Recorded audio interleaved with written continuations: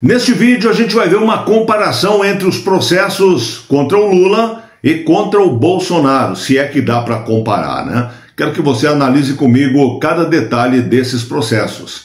Antes eu peço que você se inscreva no canal, curta, comente, compartilhe, mande para todo mundo, para a gente alcançar as pessoas, falar com eles de política, de geopolítica, mas sempre tendo como base a nossa fé e os nossos princípios.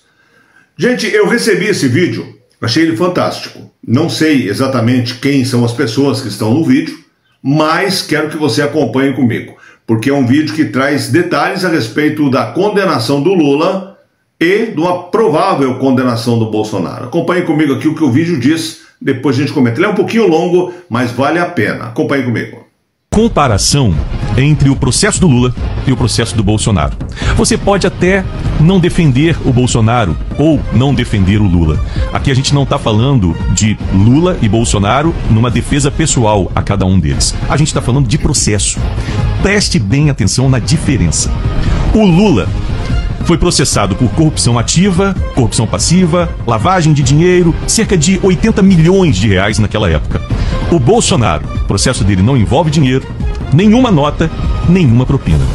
O Lula, mais de 20 delatores e 184 colaborações no processo dele.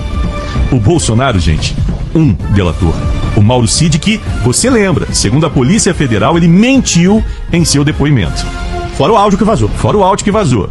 O Lula, mais de 250 mil páginas no processo dele. O Bolsonaro, gente, o processo tem um pouco mais de 800 páginas, com palavras teria, hipótese e possível aparecendo 339 vezes.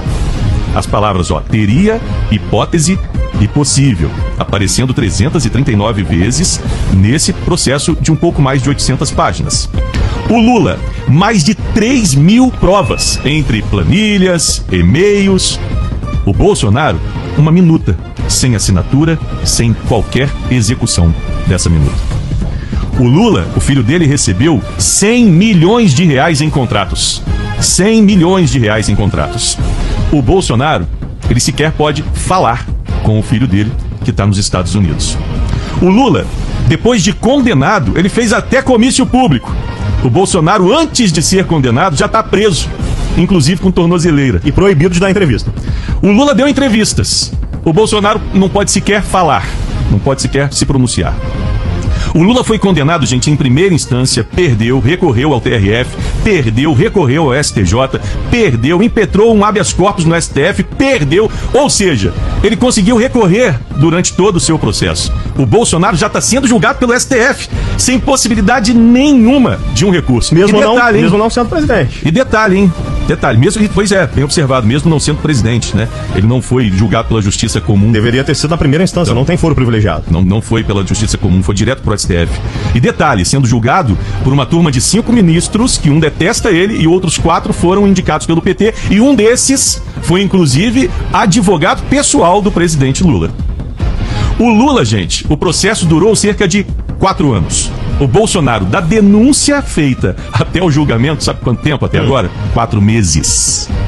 A estrutura montada em Brasília de segurança ali na Suprema Corte não é para garantir a segurança do réu, porque geralmente é o que acontece, né? A população fica revoltada com o criminoso. Ali o Bolsonaro pode andar tranquilamente.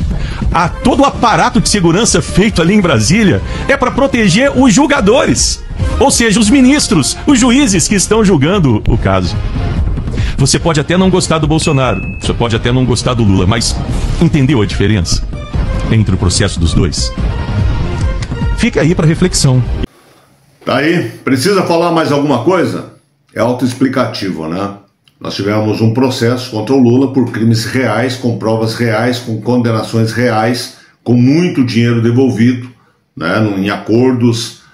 E contra o Bolsonaro não tem crime, não tem prova, tem uma minuta que não é assinada, que é uma minuta que, segundo o que dizem, estava na internet, à disposição por qualquer um. É uma delação totalmente furada, onde o delator muda 9 vezes a versão até a versão dele chegar onde queria o ministro Alexandre de Moraes.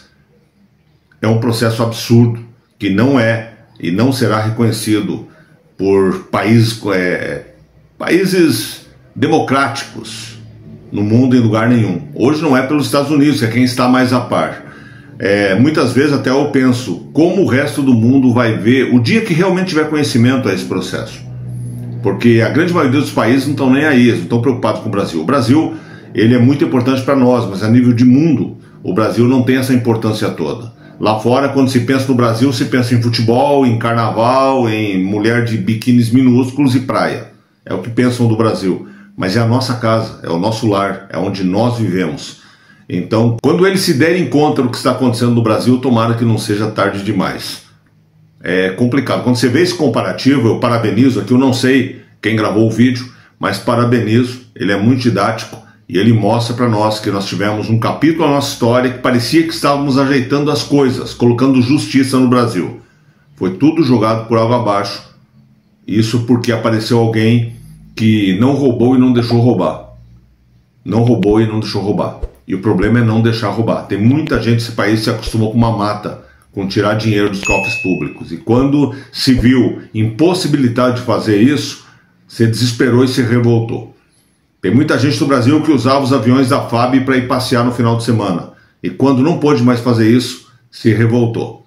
E infelizmente nós estamos vendo o que aconteceu, né? Um homem condenado, com muitas provas, foi retirado da cadeia. Uma manobra jurídica acabou perdoando ele, colocando na presidência da República para a gente retroceder um século, mais ou menos, no nosso país. Vai demorar muito tempo para pagar essa dívida. Vai demorar muito tempo para colocar o Brasil nos trilhos. Infelizmente, o Brasil ele está num ponto que daqui a pouco pode ser um ponto sem volta. 26, provavelmente é a nossa última esperança, para não entrar numa fase de Venezuela, de Cuba, que pode durar décadas e mais décadas. E pode acabar com o futuro não só nosso, mas dos nossos filhos e dos nossos netos. Infelizmente, esse é o Brasil que temos hoje. E esse vídeo deixa claro aí como a justiça foi injusta nos dois casos. E está sendo, né, injusta com todos nós, injusta com o nosso país. No futuro teremos vergonha dessa página da nossa história. Mas eu quero saber de você.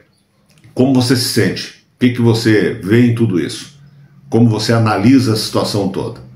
Grande abraço, beijo no seu coração, Deus abençoe muito você, sua casa, sua família e até o próximo vídeo.